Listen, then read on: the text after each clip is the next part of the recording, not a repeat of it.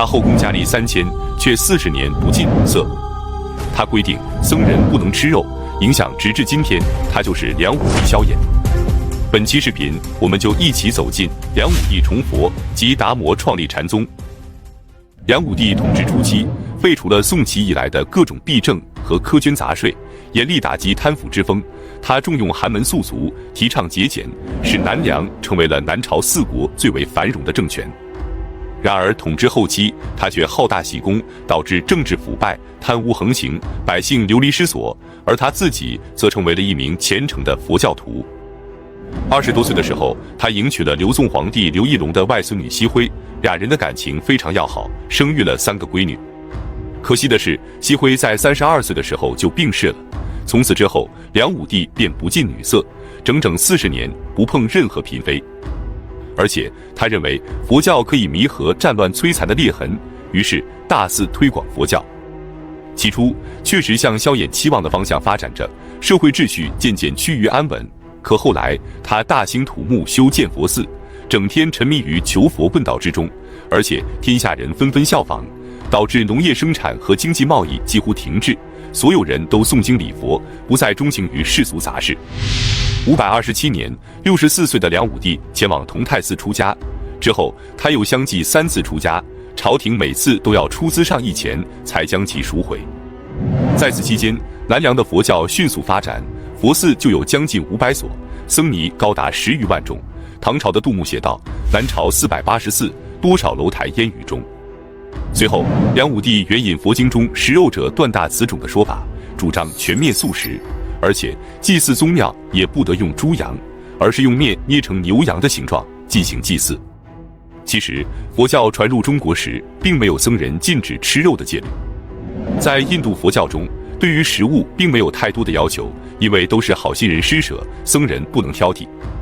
佛教虽然禁止杀生，但只要不是亲眼所见或亲耳听到，或者是为了自己的口欲而杀死动物的肉，即为3净肉，僧人是可以食用的。所以东南亚和日本以及藏族的僧人都是可以吃肉的，而汉地的僧人之所以不准吃肉，就是从梁武帝对寺院的改革开始的。他明确规定僧人不准吃肉，此后的几千年里，吃素就成为了汉地佛教的戒律。526年，达摩渡海来到了广州。达摩的全名是菩提达摩，南印度香智王的第3子。未入佛门之前，他一直过着锦衣玉食的生活。偶然的机缘下，他接触到了佛学，并产生了极大的兴趣，然后毅然决然地遁入空门，拜在般若多罗尊者的门下，成为了禅宗的门徒。师父圆寂后，他继承了师父的衣钵，并且滋生了前往中国弘扬佛法、普度众生的宏愿。526年，他在海上颠簸了3年之后，终于到达了广州。广州刺史连忙奏报梁武帝，梁武帝便让他立即派人护送达摩前往健康。之后，梁武帝便与他共同探讨佛学。他问达摩说：“我继位以来，度人造寺，写经造像，不知会有什么样的功德？”达摩回答说：“并无功德。”梁武帝问其原因，达摩回答说：“你做的这些事，都只是人天小果，有漏之因，如影随形，虽有善因，非是实相。”意思就是你所做的这些善事，无非是中了有漏洞的因，它们像影子一样跟随本体，看起来存在，但并非实相，所以你无法真正认识到世界的本质和真相，也就无法达到真正的解脱和觉悟。两人探讨了许久后，梁武帝对达摩所说的话并不能领会，便开始怠慢达摩。达摩则意识到梁武帝的觉悟不够，决定离开健康，渡江北上。他来到长江边，随手摘下一根芦苇抛入江中，然后脚踏芦苇渡江而去。这便是达摩一苇渡江的故事。11月23，达摩到达洛阳，下榻于嵩山的少林寺。在五乳峰的中峰上部有一个天然石洞，达摩便在这里坐禅修行。很多人听说此事后，纷纷前来膜拜，但达摩从不理会。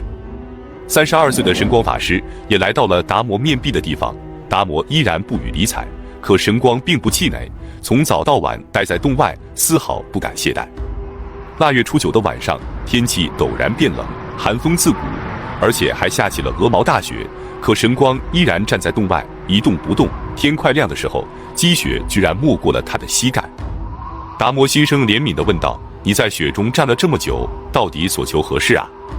神光回答说：“希望你能大发慈悲，开启智慧与慈悲的甘露之门，普度众生。”达摩说：“要想获得无上真理和修行之道，必须付出极大的努力和忍耐。德行浅薄和心怀轻视之人是无法真正领悟这些真理的。”神光为了表达自己求法的决心，立即拿刀砍断自己的左臂，并把它放在祖师的面前，顿时鲜血就染红了雪地。达摩被他的虔诚感动，便答应了神光，并将他改名为慧可。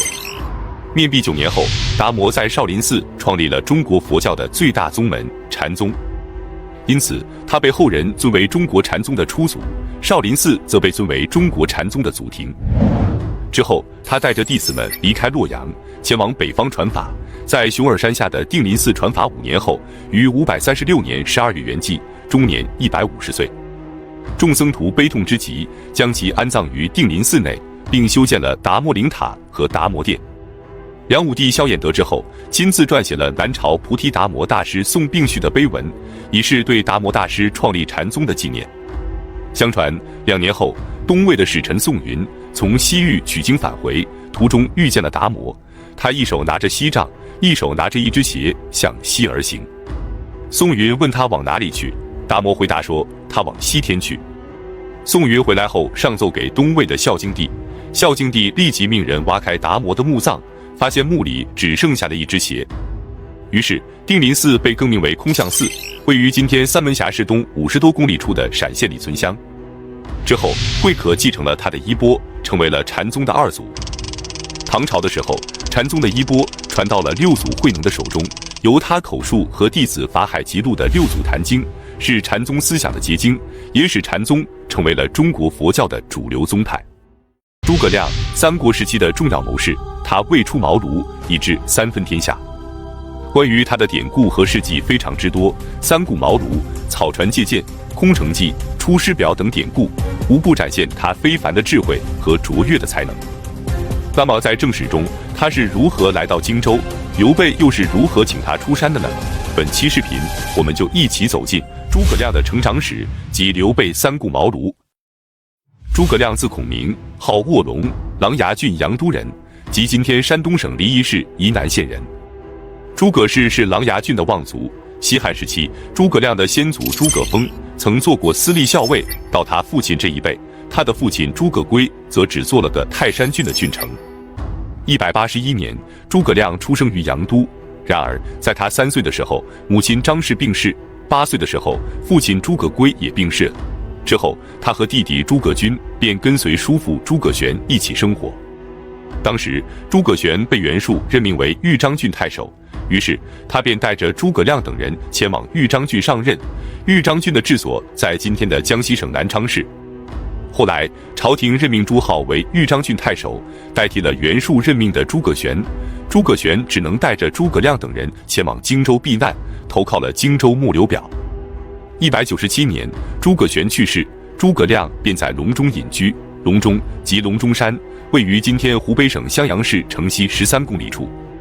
他平日喜欢吟诵梁甫吟，并常以管仲和乐毅自比，可人们却对他不屑一顾，只有徐庶和崔州平等人相信他的才干。据《三国志》记载，诸葛亮身长8尺，容貌甚伟，羽扇纶巾，并经常乘坐被称为素瑜的4轮车。虽然他乘坐的车与现代车相隔1000年，但有异曲同工之妙。如果你也想买车，那在买车之前一定要先下载懂车帝，查好底价再去买车。我买车的时候是拿着底价去买的，直接便宜了几万元。现在登录懂车帝，输入城市跟车型，立马就能查询到当地真实的成交底价，而且在懂车帝，你还能看到不同车主的用车心得、汽车文化研究、买车选车玩车，都特别实用。想买车的兄弟，快点左下角下载吧。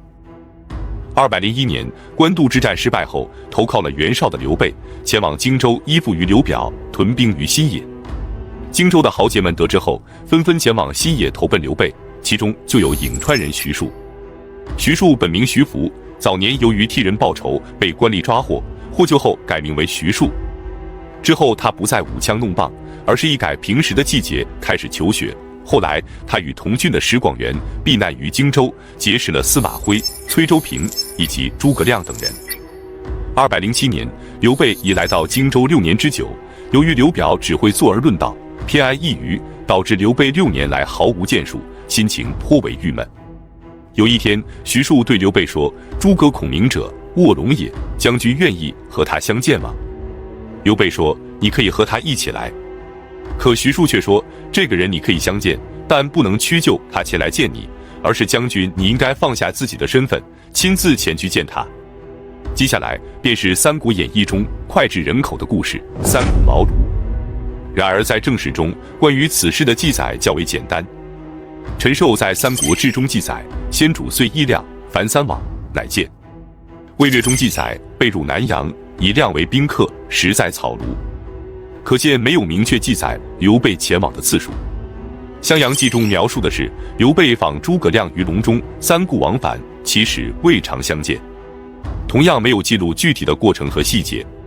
总之，刘备最终见到了诸葛亮，他让众人回避后，向诸葛亮请教说：“现在汉室倾颓，奸臣当道，我想伸张大义，重振天下，但自己的智慧和谋略不够，所以时常失败，造成了今天的局面。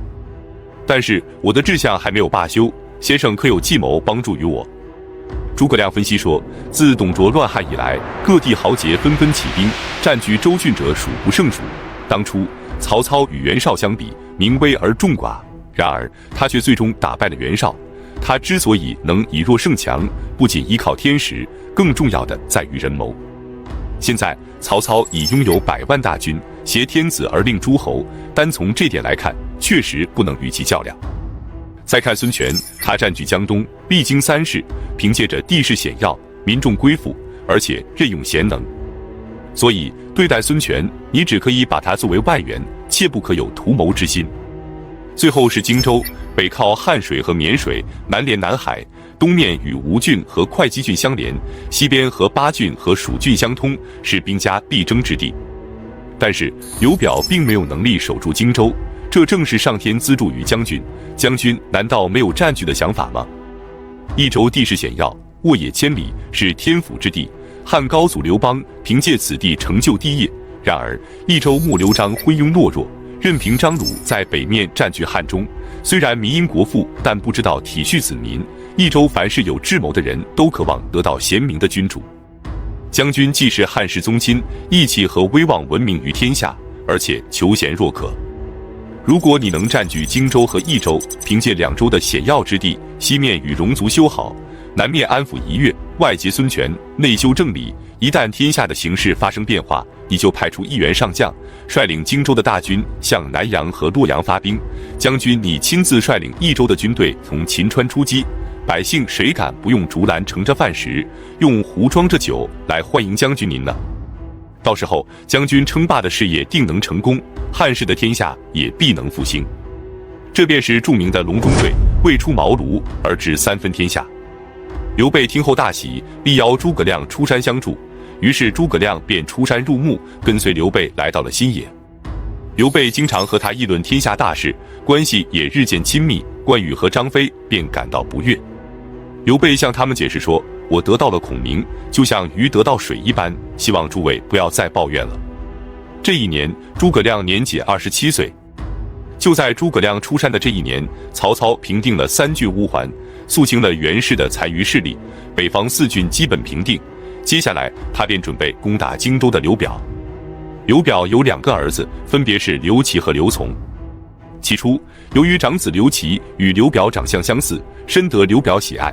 可后来，次子刘琮迎娶了刘表继室蔡夫人的侄女，蔡氏就爱屋及乌，开始喜爱刘琮而讨厌刘琦。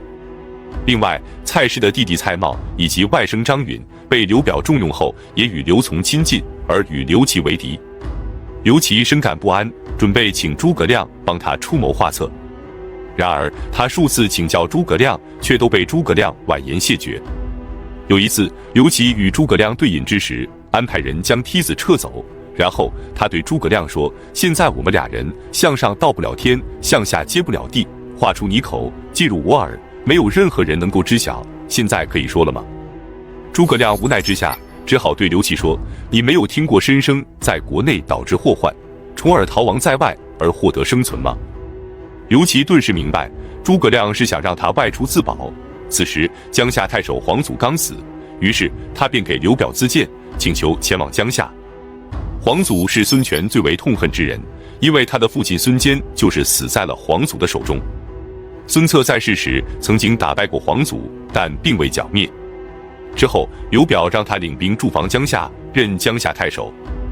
208年，孙权以周瑜为前部大都，第3次西伐黄祖，最终黄祖兵败，在逃亡途中被孙权的骑士冯泽追上之后斩首。孙权下令将黄祖的首级盛放在容器之中。黄祖死后，刘琦便接替他，成为了江夏太守。然而就在这一年，刘表病重，刘琦得知后便返回襄阳探望。可是张允等人担心他们父子相见后刘表反悔，让刘琦继任。于是他们不许刘琦入内探望，而是让他继续前往江夏镇守。刘琦只能流泪而去。不久后，刘表病逝，刘琮正式继位。据《英雄记》和《魏书》记载，刘表病危之时，想将荆州让给刘备，刘备不忍趁人之危，而再三推却，但其他史书中并未记载。就在这时，曹操率领着20万大军，已经到达了南阳郡的治所宛城，准备一举平定荆州。刘琮得知后非常恐慌，立即瞒着刘备，派遣使者向曹操投降。而刘备此时屯兵于樊城，过了许久，他才得知刘琮投降之事。那么荆州能够顺利归降曹操吗？刘琮投降后，刘备又会何去何从呢？我们下期接着讲述。